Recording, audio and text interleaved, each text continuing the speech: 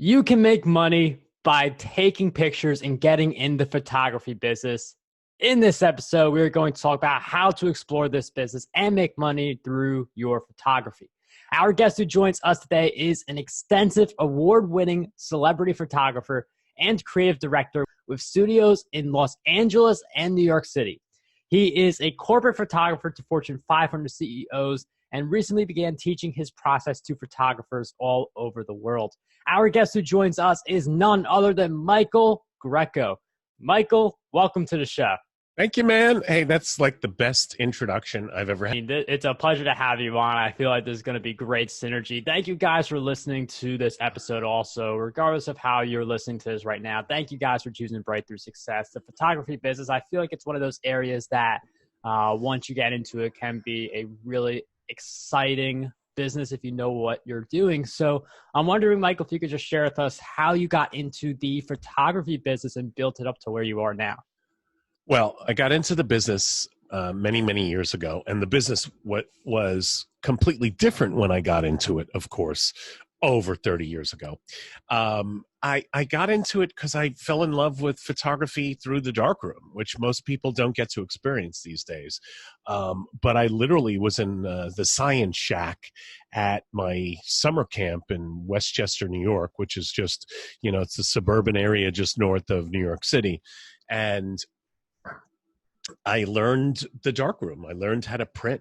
I learned black and white printing, and I went out and I photographed like the hot counselors in bathing suits at Free Swim and brought the film back in, processed the film, and then stuck it in an enlarger and made prints. And it was like, it was like this mysterious process, it was magic. It's like the print starts coming up through the chemistry, and all of a sudden you have a photograph, and you never knew, like the pedestrian, the consumer never knew how it happened. And then you sort of like get to see a little behind the curtains peek, right? And you see this print coming up in the developer. So it was totally cool, and I totally fell in love with it. And it's interesting how things have changed then versus what they are now. And I think one of the big changes with the photography business, obviously the biggest change is that you have social media, you have the internet now. So I'm wondering, have those been really essential for taking your business to the next level, or are you still primarily doing a lot of offline stuff to grow? Well, the biggest change is there's no more film, and there's no more dark rooms, and there's no more, people aren't processing pictures anymore. Everything's digital. But as far as marketing, I'm asked this question a lot. I think that marketing is a multi-pronged approach, right? So social media has got to be part of it, because sometimes it's the first thing that people look for. I had a client who knows my phone number and knows my email, direct mail me a couple of days ago for a job at the end of the month via Instagram. And I'm like, wow, that's kind of a first. Like, people in the advertising agency world usually email you or pick up the phone. Usually email you first. So, social media is always present and necessary, because it's like, it's the first way for people to see how cool you are and, get a barometer on you. But it's not the only way to market. And it's certainly not, it's not the way to necessarily penetrate large ad agencies or the people I work for overall. Like, you could have a fabulous Instagram, and someone could spy you on Instagram and then decide to DM you and try to connect with an assignment. But that's, I think, more hit and miss.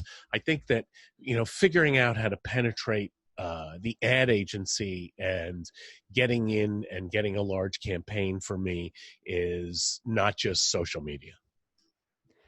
And I really like how you describe social media, because social media is a visibility platform and it's a way for people to see you for the first time. But those deeper relationships are going to take place via email, phone, in person. But social media is a way to gain visibility and just get some word out there. But it certainly shouldn't be the only piece in your strategy.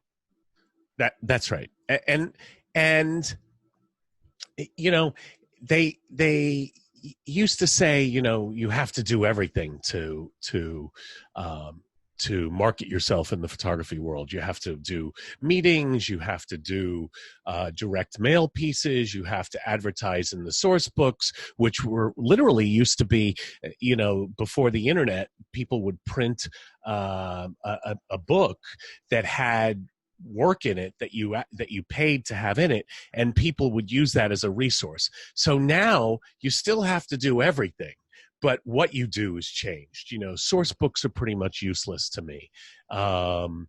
You know, people are doing less and less in-person meetings. They'll do some, but they do less and less. So you have to have a multi-pronged approach to marketing, but what you do is changed with the times. And marketing is constantly changing. That's a key theme because, you know, there's a new social network that can come out. There's new events that can pop up. There's so many, like, marketing is always moving. It's never the set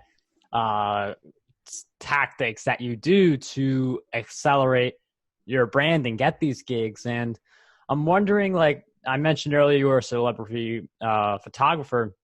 I'm wondering if you could tell us how that happened, like how you got those types of gigs versus, like, you know, like when you're first starting out, you get whatever gig you can find. You know, though, starting, you know, 30 years ago, 20 years ago, a great photographer who I admire a great deal, Gregory Heisler, had shot a tremendous amount for all the major magazines for many, many years. He said, and he said this 20 years ago, he said, it's harder to get work now as an assistant than it was to get work 20 years ago. And that was 20 years ago. So I think that it's really, really difficult to get good work and get good paying work because you have in the photography world, because you have the classic economic, you have the classic economics of too much supply and not enough demand. So the technology has lowered the barrier of entry for people to be photographers. So there's a glut of supply, right? And then at the same time, there's a lack of demand for high-paying, high-caliber photography because most of people's media buys are going to social media as the magazine world is going out of business. Hmm. And I mean, with iPhones and stuff like that, anyone can take pictures, but it does take that professional eye to get that right image. And it is interesting how the state of it now is a little bit of a low demand and a high supply of photographers. Granted, there are still some photographers like Michael who are getting gigs, who are getting paid. And I know you started to teach photographers your approach. So I'm wondering how you transition to that role of helping other photographers make it.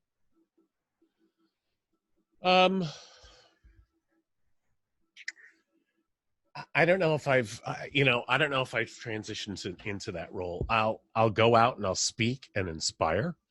I don't really teach at like a college or anything like that. So, I don't teach business. I teach anecdotally. I'm asked to speak and talk about copyright a lot because I seem to, I've been doing that a long time. And I think that if people are going to spend a lot of money and a lot of time and potentially go to school and learn photography and learn the trade and buy equipment and attempt to make it as a photographer, they should copyright register their work so that it's protected. That's really the only way you can protect your work is by actually filing a registration with the U.S. Copyright Office, Library of Congress. Not doing that does not protect the work. Yes, you own the copyright when you take the picture, but you do not get the protection of the law, the full protection of the law, unless you actually physically take the image and get it registered. So I speak about that a lot. And I'm always, I'm always trying to be helpful in the industry. I used to be on the board of what was the Advertising Photographers of America. It's now called American Photographic Artists. Um, um, and I was the advocacy chair there. I've started the American Society for Collective Rights Licensing. I'm more of an advocate for photographers' rights rather than a hands-on teacher of, how they could be successful. And obviously there are different ways to be that mentor. I mean, some people, they go really deep into the teaching. Other people, you just speak on a few stages, you inspire, and then that helps photographers who want to pursue that path. I am wondering on the inspiration side, what advice would you have for someone who's just getting started as a photographer? Well, as we were discussing just moments ago, it's a really tough business. So, like, you really have to be prepared. You really got to want it, right? You got to want it, and you got to want it bad. You just have to have perseverance. So that's the first thing. I think the next thing is to do an aspect of the business that you love, right? Whether that's a specific type of photography or retouching or casting, or, you need to do an aspect of the business that you really are in love with. And then you have to have, some sort of business sense. You can't do it blindly. You can't just do it and hope it's going to work. You have to be business savvy and strategic. I mean, if people go to school for photography, I would just as much recommend that they go to school for business, And I love how you bring up the business, because I'm a big numbers guy. And I feel like if you don't know your numbers, you could fall into a position where you make $10,000, but it costs you $11,000 to make that $10,000. And if you are not in your numbers, you may fall into that trap. And something like photography, content creation in general, it's very passion driven. I love what I'm doing. I just want to keep on doing this forever. And while that's very great to have that type of mentality, do the work you love, I do feel like it can take away some of the business savvy, because you're more focused on your love of working, producing great art, than the business side. So how are you able to, stay in love with your craft, but also have the business savvy in place and not let the love kind of take over the number crunching? Well, I mean, I'm one of those unusual people. I decided a long time ago in my life that I was going to be creative in all aspects of my life. That includes the business side. So I love the business side. I create new businesses. I've got decent cash flow because I have other businesses that are other than, just picture taking and directing.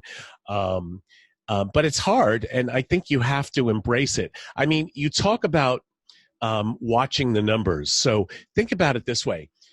You could talk about watching the numbers for just taking the pictures, right? So, someone says, and happens a lot, didn't used to, we normally would get paid in the past licensing and expenses. Right now, there are companies that say, we'll pay you $500 to bring us back this picture. And you're giving a great example. Watch your numbers. Make sure that picture didn't cost you more than $500. Or let's say they'll give you $2,000 and it doesn't cost you more than, $2,000. Well, let's dig a step deeper. It shouldn't not cost you $2,000, but it should cost you less. It should cost you enough so that you make your overhead and your depreciation and you pay your taxes. And then let's back it up even further, that if you're going to market and spend money for marketing, make sure there's an ROI and you're not spending more money on marketing than you can make. So as you using your example, as you dig in really deep, it's very easy in this business to not only make sure you're not overexpending on your production, but you got to make sure you're not overexpending on your overhead, and then not overexpending on your marketing. And Michael brings up a really great point, because it's not just about breaking even. It is if you have that $2,000 opportunity, like how can I spend only $1,000 on this? So I am walking away with something substantial, because if you get the $2,000 opportunity, but you're spending $1,990 and you have a $10 profit, is it really worth it, all the hours you have to put in? Because then if you do the math, and let's say it takes you 4 hours and you're getting $10 in profit, that's $2.50 per hour. So you do want to think of it that way as well, because I do feel like there are so many people who they will underprice themselves. They will go for super low margins just because they love their art. They just want gigs, and they overlook some of the stuff. Well, I think there's this. I think there's the ooh, they're going to see me. Ooh, they're going to notice me. Ooh, someone's going to see me. I'm going to get noticed, and I'm going to get more work. So there are probably times to even lose money on a shoot, but those times are rare, and I would almost guarantee you that most of our incredible audience of photographers, and I thank you all for being here, but most of our incredible audience of photographers isn't thinking that way. They're not thinking, okay, is this strategic? Vanity Fair has $2,000 and they've asked me to shoot a portrait that's going to cost me $3,000 to shoot, but I'm going to get a full page in Vanity Fair. Okay, that might be worth it. Or the bum, you know, the Mule Express in Duluth has asked me to do a $300 picture, and I don't even live in Duluth, and that market isn't going to help me, and it's a picture of a dentist, and I shoot still life, and nothing about this makes sense, and they're only offering me $300 and it's going to cost me $500 to do. Like, weighing the times that you might get publicity and promotion out of doing something, or something for your portfolio, is the difficult thing. And I would almost guarantee that 90% of the times that every photographer thinks it's an opportunity, it's not. And it's a really great point Michael brings up, where, you know, you could take the picture of the dentist, even though that you're into still life and that's what you want to focus on. And I feel like whether it's in photography or just any business in general, there is this temptation to go too broad just to get an extra gig. While you see a lot of people who are successful, they decide to really narrow their focus on a few key areas. So how do we get that narrow focus where we turn down gigs that, you know, could make some sense, but don't really connect? It's like you're trying to convince yourself it's a good opportunity if it's too broad. So how do we get better at staying narrow? I think you gotta, I think you hit the nail on the head earlier, that you gotta know what a job costs you. I mean, here's an example. I shoot, and I'll throw some numbers out there. I'll shoot, 3 or 4 corporate executives. It started out as a magazine assignment, and it became a little commercial job. And it's not a lot of money. People know my reputation and my name, and they'll go, wow, you'll do a job for this amount. But I'll shoot like headshots and a group shot for these teams at a financial firm, and every team has their own web page. So it's not as if the company is hiring me, it's the team. So I basically need an assistant, a hair and makeup artist, and then I need to get 4 or 5 pictures retouched, and I have an offshore retoucher to do it effectively. So I know I have to bill $5,000 to $3,500 to do these pictures, right? I've got an assistant, we've got digital equipment, a computer, I've got a hair and makeup artist to do it right. I've then got to pay for retouching afterwards. You know, it's a production. I bring lights, I do the whole thing right. So on some of those things, we've had very, very successful shoots, and the people we've shot have said it's the best photography they've ever had, which is what I try to build my brand around. In other cases, I get a reply back from the, an admin from the team, the secretary. It's like, well, one of the investment bankers, realizing these are investment bankers dealing with a billion worth of money has a cousin who can do this whole job for $700. I'm like, good luck with that. Like, what am I going to do? Like, how do you compete? That's when you know you have to just walk away, because you know that when you add up your marketing and your overhead, your education, your equipment, and all your costs for the day, that it's upside down, and shooting corporate pictures is not going to help you. And Michael just mentioned so many great points in there. One of them I want to double down on is, walk away when you have to. Just because someone's giving you money to do something doesn't necessarily mean you should take it, because sometimes you're just going to end up in a loss. Other times you can find yourself getting narrow in an area that you hate. So I do like this idea of walking away when the financials don't make sense, or you feel like you're pursuing something you don't want to actively pursue. That's true. That's very, very true. Unless it's going to move your career forward, either through exposure, and you have to be really serious about the exposure part. Like, the exposure part has to make sense. It has to be the right people looking at the right type of work, right? So either that, or it's going to build a piece for your portfolio. And again, you have to weigh the circumstances. Do you have like 3 minutes with the person? Do you have more time? Do you have enough production values to the shoot where the people are going to look good and it's worth shooting? Because if they don't look good and the picture doesn't look good, it's not really going to be a portfolio piece. So you have to weigh all of those things, and then you can figure out whether it's worth the loss of money. It's rarely worth the loss of money, because you're in business. You're in business to make money and eat and survive, right? Yeah, I mean, money's been a big conversation just looking at the numbers, because that is what you have to have, that type of mindset to grow and to grow profitably in a sustainable way. So that's a really great insight we've been talking about throughout our time together. If you guys have really enjoyed this episode, I'm going to definitely recommend you guys check out Michael and his work. So for all the listeners wondering, Michael, where do we go to follow your work and journey? So everything's on my website. It's michaelgrecco.com. It's Michael, Grecco.com, Grecco with 2 C's, michaelgrecco.com. And, I really appreciate all the listeners here today spending time, and, I wish you success. I think perseverance and lots of education is the way to go. So we will have that link in the show notes for everyone who wants to check out Michael and his work. This was such a great episode, Michael. Thank you so much for joining us on Breakthrough Success. Thanks, Marc.